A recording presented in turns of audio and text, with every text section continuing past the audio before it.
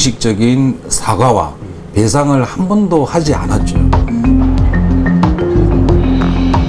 지방정부의 맏형인 경기도가 선두에서 빗나간 역사를 바로 세우는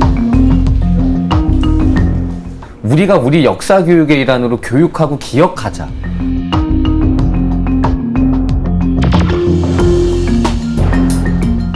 조례 제정을 방해하던 일본 전문기업 제품을 시장 그다음에 교육감은 공공구매되지 않도록 노력해야 한다라는 이제 근거적 의미를 이제 담았고요. 모두는 함께 이 뜻에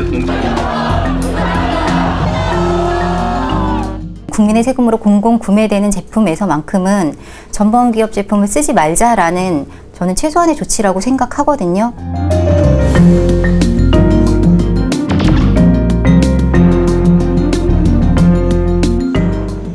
쓰레기 민족주의다. 그래서 제 신상을 다 집요하게 털어서 잔혹하게 문자와 전화로 협박성 전화를 했어요.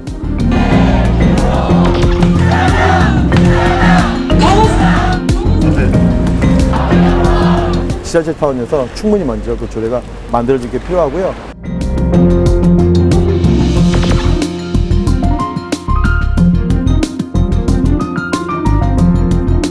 사실 뭐 이번에 이제 정부에서도 뭐 WTO 등 이런 제소에 대한 우려를 이야기했는데 기업값을 들였다 공직자와 서로의 적은 인정하십니까? 누가 아무리 자기가 땅이라 웃겨도 너무너무 우리다.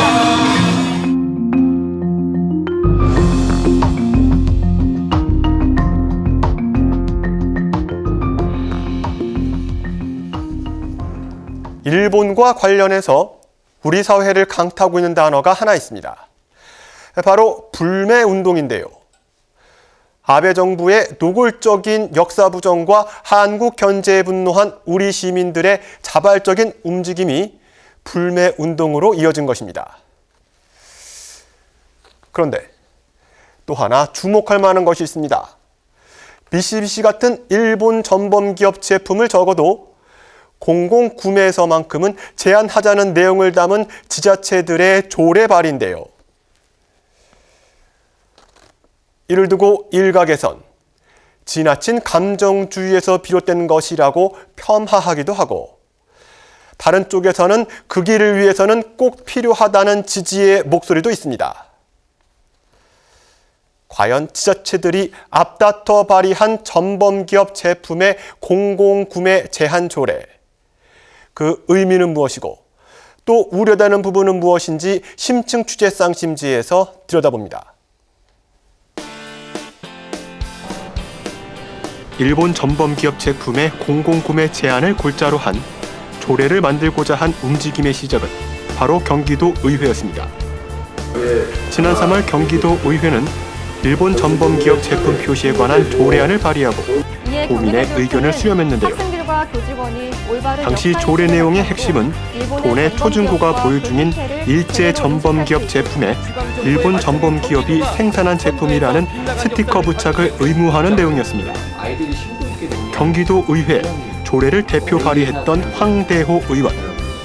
그가 당시 조례를 발의한 이유는 무엇이었을까요? 작년 10월이었습니다. 근데 그때 당시에 그 해당 전범기업과 일본의 일부 구구 정치인들이 자꾸 경제보복을 오히려 운운하면서 우리 보고 국제법을 어겼다. 그래서 그 늘 아시다시피 한일 청구권 협정에 의해서 국가 간의 협정에 이어서 개인 청구권이 다 우리는 변상을 했다라는 그런 궤변을 늘어놓기 시작하거든요. 흔히 말해 독도 문제나 위안부 문제는 많이 우리 국민들에게 알려졌지만 이런 강제징용자에 대한 이슈는 많이 알려진 적이 없었습니다. 그래서 그것을 알려야 되겠다는 게 첫 번째 있었고요. 분명히 예견을 했었어요. 저는 이 분명히 아베 정부가 자기네들이 전범기업을 부정해야만 살아갈 수 있는 정권이기 때문에 전 이 아프인 현실을 또 왜곡해서 우리나라에게 칼날을 겨눌 것이다. 이걸 사전에 방지하고 국제법에 확실하게 준하는 조례를 세워서 가치를 바로 세워야 되겠다라는 그런 두 가지 이유 때문에 3월 달에 이렇게 제정을 하게 된 것이죠. 그러나 지난 3월 발의된 경기도 의회 조례는 경기도 교육청이 법령 부재와 전범기업 실태 조사에 대한 자료가 미비하다는 의견서를 제출, 수용 불가를 밝히면서 추진 동력을 잃게 됩니다. 조례안이 통과되면 도내 4,700여 개 초중고교에 관련 회사 제품 보유 실태를 조사하고 그 결과를 매년 공개하는 것에 경기도 교육감이 사실상 반대를 표명한 것인데요. 그중 전범기업 실태 조사에 대한 미비는 전문가들 역시 전범기업 제품의 공공구매 제한 조례 제정과 관련해 공통적으로 지적하는 부분입니다. 우리가 말하는 전범기업은 일본 제국주의 침략 과정에서 일본 제국주의 침략을 용이하게 했던 그 당시 일본 기업을 이야기하는 것이거든요. 그렇기 때문에 그 당시에 일본 기업이 모두가 다 전범기업은 아닐 것이고 특정한 몇몇 기업에 해당되는 것인데 그것을 통칭해서 다 전범기업이라고 학생들이 오해할 소지가 있다라는 생각이 들고요. 최근에 들어서는 2차 대전 이후에 전 세계적인 기업이라고 하는 것이 글로벌 기업이기 때문에 특정한 하나의 국가, 하나의 민족의 자본만으로도 이루어진 것이 아니다. 그런 측면에서 그런 자본 구조의 성격을 봤을 때 어떤 기업은 100% 전범기업, 어떤 기업은 100% 민족기업이라고 할 수 있는 기업이 현재 존재하고 있지 않습니다. 그렇기 때문에 그런 전범기업이라고 하는 그런 특정하고 명확한 기준을 가지고 제시하는 것 자체가 좀 어폐가 있다 이렇게 생각하는 것이죠.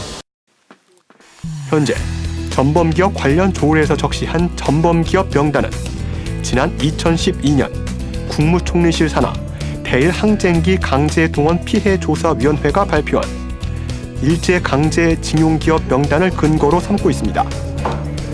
그 명단 역시 당시 각계의 전문가가 확보한 증거를 바탕으로 만든 명단임은 틀림없는데요. 다만 계속되는 지적은 좀 더 엄중함과 세심함을 가지고 전범 기업을 정의하는 것이 필요하다는 것입니다. 그런데 이런 논리적 반대가 아닌 조금은 비상식적인 반대와 비논리적인 폄하가 전범 기업 조례를 지정하려는 의원들을 향해 쏟아졌다고 합니다. 그래서 인식표를 감수했었습니다. 무엇이냐면 배타적 민족주의다라는 건 좀 너무 부드러운 표현이고요. 쓰레기 민족주의다. 그래서 제 신상을 다 집요하게 털어서 오히려 그런 전범기업 스티커를 제 아내와 아들 이마에 붙여서까지 그렇게 잔혹하게 문자와 전화로 협박성 전화를 했어요. 헤아릴 수 없이 받았습니다. 안 힘들었다면 참 거짓말이겠죠. 가족이 힘든 게 일단 힘들었어요. 경청할 만한 아픔을 호소하는 목소리도 조례 제정을 위해 발로 뛴 의원들에게 전해졌다고 하는데요. 서울시 의회에서 일본 전범기업 제품 공공구매 제한에 관한 조례안을 대표 발의한 홍성룡 의원도 그중 한 사람이었습니다. 그 110명인데 비판은 이제 우리 일본 제일동포가 주신 한 분이 이제 페이스북을 통해서 주신 분이 있는데 우리 제일동포들이 일본 내에서 불이익을 당할까 좀 두렵다라는 얘기가 사실은 좀 가슴이 아팠고요. 그 다음에 또 일본 전범기업 제품을 대상으로 해서 또 사업을 하시는 분이 있다는 거죠. 그래서 그분들한테는 이제 제가 이제 설명은 잘 들었어요. 왜냐, 일본 전범기업 제품을 전 국민이 쓰지 말자는 것도 아니고 이제 국민들의 세금으로 구매하는 공공기관에서 쓰지 말자는 거니까 그 부분은 좀 감안해 주시고 그다음에 민간 영역으로 좀 확장을 했으면 좋겠다 이렇게 말씀을 드린 부분이 있고요. 이제 사업을 하시는 분, 그다음에 사업과 관련돼 있는 분들에 대해서는 제가 조례를 제정하면서도 많이 가슴 아픈 거는 있었습니다. 네.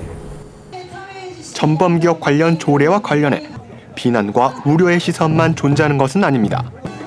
특히 조례가 가진 명분과 대의의 지지를 보내는 시민사회의 목소리도 높습니다. 끝까지 한다! 끝까지 한다! 저는 적어도 최소한 구매되는 국민의 세금으로 공공 구매되는 제품에서만큼은 전범기업 제품을 쓰지 말자라는 저는 최소한의 조치라고 생각하거든요. 이게 충분한 검토와 법률 자문을 거쳐서 지방자치법이나 행정적인 그런 소송이 제기되지 않을 그런 조치가 마련된다고 하면 저는 조례는 긍정적이다라고 보고 있고요.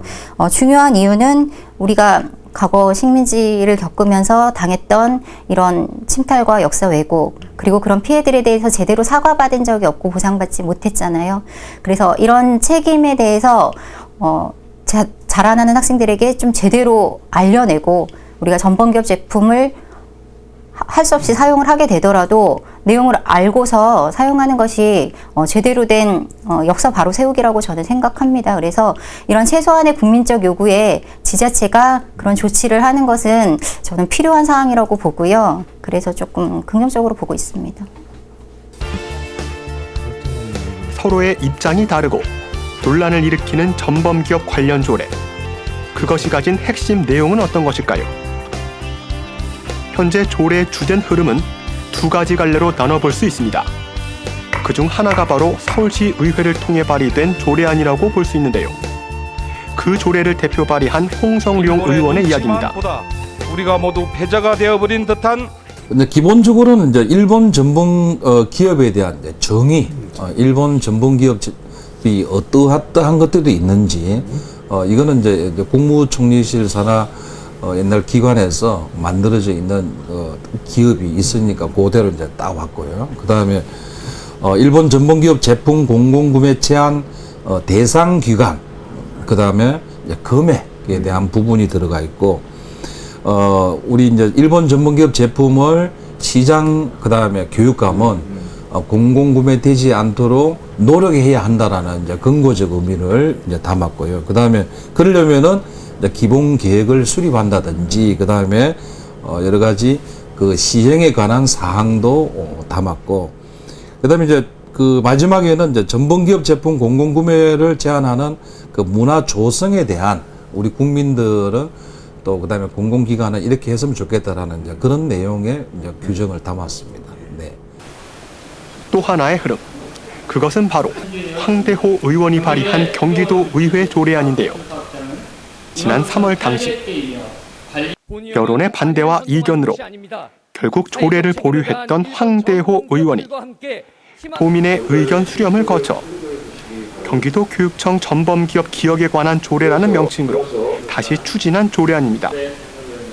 전범기업의 제품 공공구매 제한이 아닌 올해 학교에서 사용하는 20만 원 이상의 일본 전범기업 제품에 학생 자치회 스스로 전범기업 스티커를 붙일지를 결정하고, 그것을 통해 전범기업을 기억하고 인지하도록 하는 것이 조례의 핵심입니다. 그러니까 이런 확신이 들지가 않았어요. 뭐냐? 과연 소비자가 선택해야 될 권리를 국가나 지방정부가 조례나 법으로 만들어서 제한하는 것이 옳은 것이냐? 그것이 진짜 말하는 WTO 공정 자유 거래 질서에 부합하는 것이냐? 그리고 이 조례가 만약 통과됐을 경우에 추후에 있을 한일 양국 외교 정상화 국면엔 그럼 이 조례를 또 어떻게 감당할 것이냐라는 거. 그에 대한 확신이 들지 않았었습니다. 검토 안 해본 게 아니에요. 근데 무리가 있다라고 판단됐고, 그래서 적어도 그런 것이 아닌 우리가 우리 역사 교육의 일환으로 교육하고 기억하자. 그런 조례안의 취지대로 제가 간 것이고요. 실제로 황대호 의원의 조례안은 해당 조례가 경기도 의회 본회의 통과 전 수원의 중고생 청소년 의원들의 심의 체험 과정을 통해 가결되는 의미 있는 실험을 거치기도 했습니다. 이제 역사 왜곡, 그리고 이제 교과서에도 없는 내용들이 지금 있기 때문에 학생들이 미리미리 사전에 알아야 참교육이 된다고 많은 그 찬성식이 있었고요. 또 이제 반대측에서는 일본, 중국, 미국이 3대 강대국이기 때문에 일본을 건드리면 안 된다, 사실은요. 그죠? 네. 그렇기 때문에 일본이 우리보다 GDP 훨씬 높은 나라이기 때문에 결국은 우리한테 또 보복이 온다.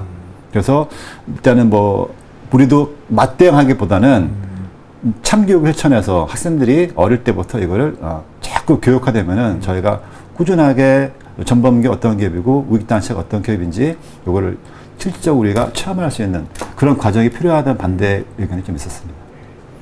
저희가 53명 중에서 41명이 찬성이 들어갔고요. 그리고 5명이 반대, 7명 기권으로 조례안이 가결되는 결과를 만들었습니다. 어쩌면 청소년 의회에 참석했던 청소년이 선택한 역사는 오늘 당장의 이익을 쫓는 역사가 아닌 과거의 아픈 역사와 제대로 마주함으로써 얻을 수 있는 극복의 역사가 아니었을까요? 아마도 지금 전국의 지자체들에 의해 만들어진 전범기업 관련 조례 역시 그것이 공공구매를 제한하는 내용이든 혹은 기업에 관한 것이든 극복의 역사를 만들기 위한 것일 텐데요. 그런데 그 과정은 생각보다 순탄치 않아 보입니다.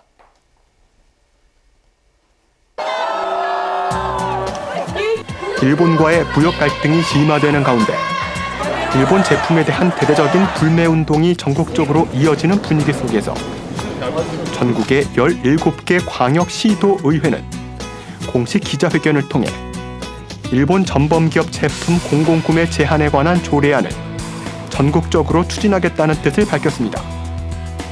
실제로 지자체들이 차례로 조례안을 발의해 나갔는데요. 서울, 부산, 충북, 강원, 경기도 의회 등이 앞다퉈 일본 전범기업 제품의 사용을 막거나 스티커를 붙이는 조례를 만든 것입니다. 그런데 순항을 예상했던 조례안 추진의 공기가 지난 9월부터 조금씩 달라졌습니다. 조례안에 명시된 전범기업이 광범위하고 공공구매를 제한해야 할 제품 품목이 불확실하다는 주장이 본격적으로 나왔습니다. 특히 기관의 공공구매마저 강제로 제한한다면 자칫 WTO, 즉 세계무역기구 협정에 위배될 수 있다는 목소리가 본격적으로 제기되기 시작했습니다. 외교부와 산업통상자원부, 교육부 등 정부 부처 역시 우려의 입장을 나타냈습니다. 결국 조례 제정의 선두주자였던 서울시와 경기도 의회 역시 조례 제동이 걸렸고 두 곳 모두 현재 제2요구서를 제출받은 상태입니다. 사실은 좀 매우 안타까운 상황이라고 저는 생각을 하는데 우리 정부에서 그러니까 산업통상자원부 이제 장관 명의로 공문이 왔더라고요. 뭐 이제 나중에 확인했는데 서울시에 어떻게 봤냐면은 개방적 통상국가로서 대한민국이 그간 표방해온 자유무역주의와 다자무역주의라는 명분과 그다음에 국제사회에서의 위상에 미칠 영향, 그다음에 관련 국가와 동조례를 자의적으로 해석해서 이용할 가능성, 또 우리 국익 전반에 미칠 영향을 종합적으로 고려하여 동조례안에 대한 의회의 의결에 대해 재검토해 줄 것을 요청드립니다라고 해서 장관명의 공문이 왔더라고요.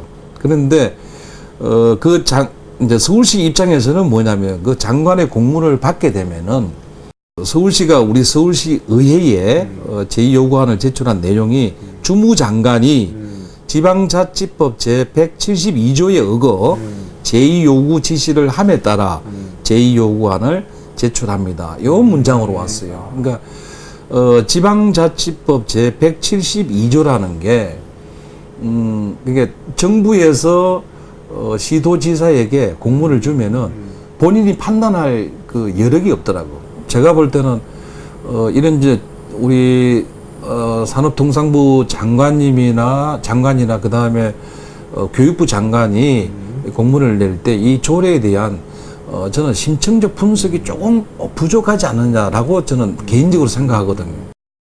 저는 국익을 위해서 제2요구할 수 있을 거라고 봅니다. 이 조례에 반대한다는 게 아니라 늘 그래왔듯 이것이 한국과 일본의 외교전쟁 칼날에 하나의 칼자루가 될 수 있다면, 그러니까 반대한다는 게 아니죠. 더 숙여하자라는 것 정도죠.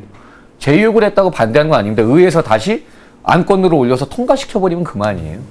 근데 그것이 우리나라 정부의 입장임을 만약 제2요구를 한다면 다른 국가들이 제발 좀 더 알아줬으면, 이것이 오히려 국제법 질서에 오히려 저촉사항이 없음에도 불구하고 하해 물결로 나아가자라는 우리나라의 마지막 일본의 메시지 아닐까, 제2요구를 한다면.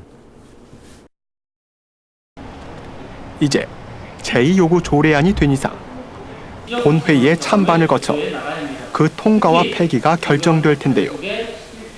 사실 조례 역시 국익에 우선할 수는 없을 것입니다.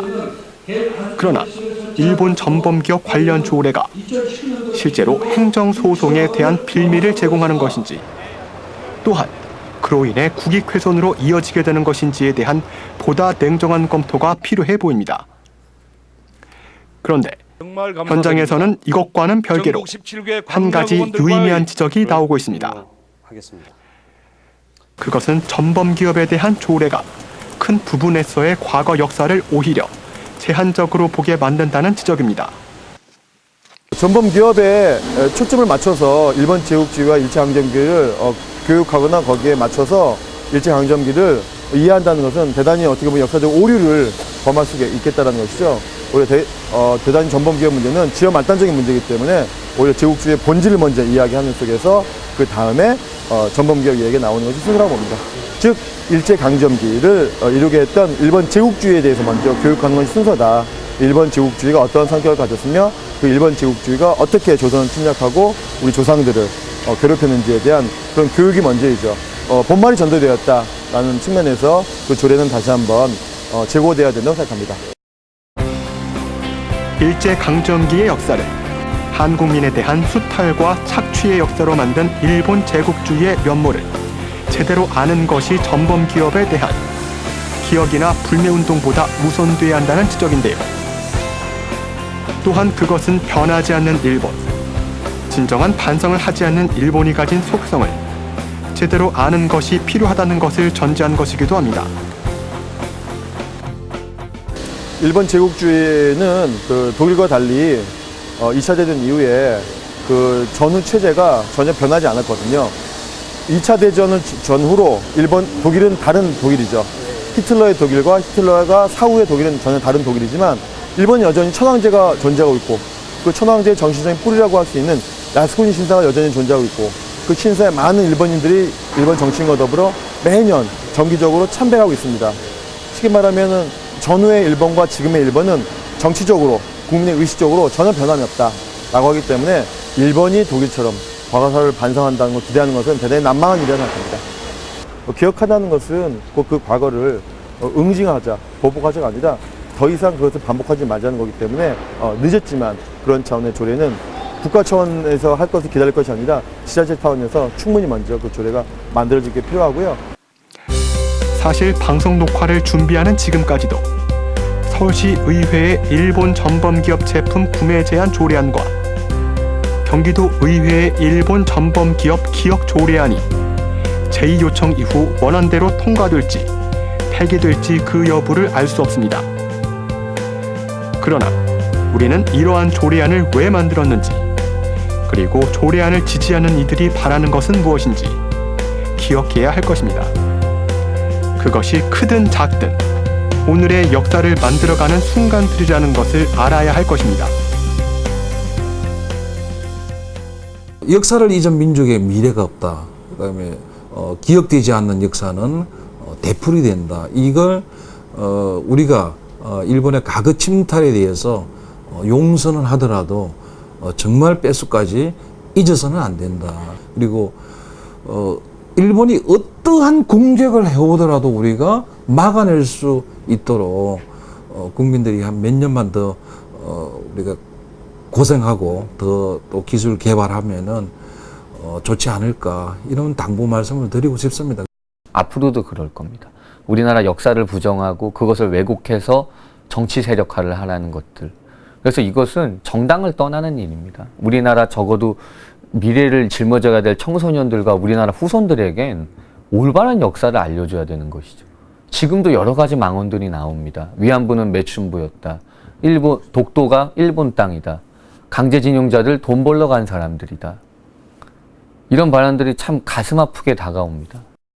우리 국민들이 이것은 정말 깨어있는 국민들이라면 이번 기회에 확실히 이것을 정리하고 이 범국민적인 운동을 친일 잔재 청산까지 꼭 이어주시기를 꼭 부탁드립니다. 일본은 패망을 했음에도, 전쟁에서 패배했음에도 그 책임을 좀 면제받았습니다. 그래서 오히려 한반도에 여전히 남아서 그 친일파들은 다시 경찰과 관료로 기득권을 여전히 누리고 살고 있고, 그리고 남과 북은 외세에 의해서 갈라진 채 70년 가까이를 살고 있습니다. 그런 상황에서 제대로 된 역사를 알려주는 것, 그리고 친일을 제대로 청산해내는 것, 이것은 묵은 과제이자 반드시 이번 기회에 함께 해야 될 일이 아닌가 하는 생각이 들고요. 전후 독일과 일본의 차이를 역사가들은 이렇게 말합니다. 책임과 반성이 독일의 것이었다면 무책임과 뻔뻔함은 일본의 것이었다. 과거의 잘못을 책임지지 않고 과거의 오류를 기억하지 않는 일본. 우리는 과연 어떤 마음과 어떤 자세로 바라봐야 할까요? 물론 그것이 결코 보복의 마음이어서는 안 될 것입니다. 오히려 남은 시간을 함께 동반자로 살기 위한 용서의 마음이어야 할 텐데요. 하지만 용서 역시 망각이 아닌 기억에서 비롯될 것입니다. 지자체의 일본 전범기억 기억에 관한 조례 역시 그런 기억의 노력은 아니었을까요? 심층 취재상 심지, 오늘 순서 여기서 마치겠습니다.